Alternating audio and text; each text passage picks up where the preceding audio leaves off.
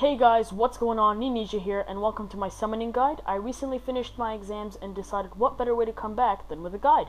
So let's get into it. So first off, we have the useful items. So the Shaman set, which can be won from the treasure hunter. Each piece gives you a 1% summoning boost and 6% if you have the full outfit. We then have the best item you could ever get for summoning, and that's the Charming Imp. This requires 100k Dungeoneering tokens and picks up the charms dropped by monsters and puts them into your inventory. After that, we have the Clan Avatar. Now, to get your boost, you will need 300 anagogic ore, and what the Avatar does is it gives you a 3% bonus in any skill when you're on the same world as the Avatar, and 6% if you're near it. Next up, we have Back Bruhz, who's found in Uglog. You can trade him your summoning pouches, and you'll receive 70% of the spirit shards required to make that pouch. For example, say you traded him a pouch that required 210 spirit shards to make. You'll then get 70% of those shards back when you trade him, which is 147 shards. Next up, we have the Spirit Sapphire, which is dropped by any monster, and when worn, will give you a 10% chance of saving a charm when creating summoning pouches. The same goes for the Spirit Emerald, except it has a 20% chance of saving a charm. We then have the Spirit Ruby, which, like the Spirit Sapphire and Emerald, is dropped by any monster and gives you a 30% chance of saving charms. And then we have the Spirit Diamond, which is won from the treasure hunter only and gives you a 40% chance of saving charms when making pouches. We then have the Spirit Dragonstone and Onyx, which are also won from the treasure hunter. These give a 50 and 60% chance of saving charms when creating pouches. So you're probably wondering which pouches to make. So I've decided not to make things too complex, and I'll just leave a link in the description below to Runescape Wiki that has a summoning table of the best pouches you can make from 1 to 99, whether you only want to use one charm or all 4 charms to 99. So, double bonus XP weekend is coming soon, so you're probably thinking, what's the fastest way to get charms?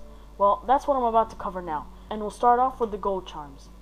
So, one of the best ways to get your gold charms is through Hellhounds, not only because of their 68% drop rate of gold charms, but also because of their good combat XP and the fact that it's quite AFKable, especially with a Charming Imp.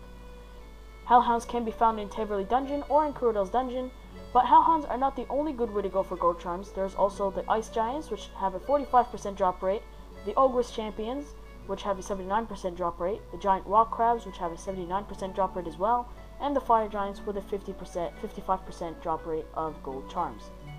As for the green charms, Mithril Dragons are the best way to get your green charms, but the only problem is that it's over 17k in HP and can only be found in the Ancient Cavern.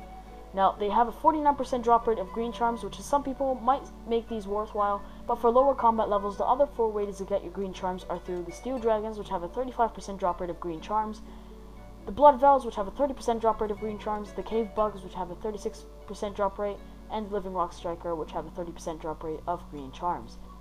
Now, for the Crimson Charms, it's no surprise that Water Fiends is the best way to go for your Crimson Charms. Not only because it has a 78% drop rate of Crimson Charms, but also because of its amazing combat XP. These can be found in the Ancient Caverns, as well like the Mithril Dragons. There are a few other kinds of monsters that I would recommend as well, those being the Erut, which have a 52% drop rate, the Gladius, which have a 75% drop rate, the Celestial Dragons, which have a 74% drop rate, and Bork, which has a 100% drop rate of Crimson Charms, but Bork can only be done once a day, so keep that in mind. And finally, the Blue Charms. For people who don't have access to Glaciers or Tormented Demons, Exiled Calphite Marauders is the best way to get your blue charms. These are found near Bandit Camp Lodestone and have a 27% drop rate of blue charms. Not only will you get yourself blue charms, but also some pretty good drops to make things even more worthwhile. However, if you have access to better monsters, I do recommend Glaciers, which have a 36% drop rate of blue charms, Tormented Demons, which also have a 36% drop rate of blue charms, Bork, which has a 100% drop rate but can only be done once a day like I mentioned, and finally Exiled Calphite Guardians, which have a 25% drop rate of blue charm. Before I end off this video, special thanks to Kiriha'a Onuma, who helped me with the pictures, and to Fetch XP, who recorded the footage for me. Their link is on the picture. If you click on it, it'll take you to their channel. It's really great. You guys should definitely subscribe to them. I really appreciate it, guys. Thank you so much. So yeah, guys, that is pretty much it for today's video. If you enjoyed or found this at least helpful, please leave a like, comment, and subscribe to Ignore Cuttlefish, and let me know what guide you want to see next. That's all for me today, guys. Peace.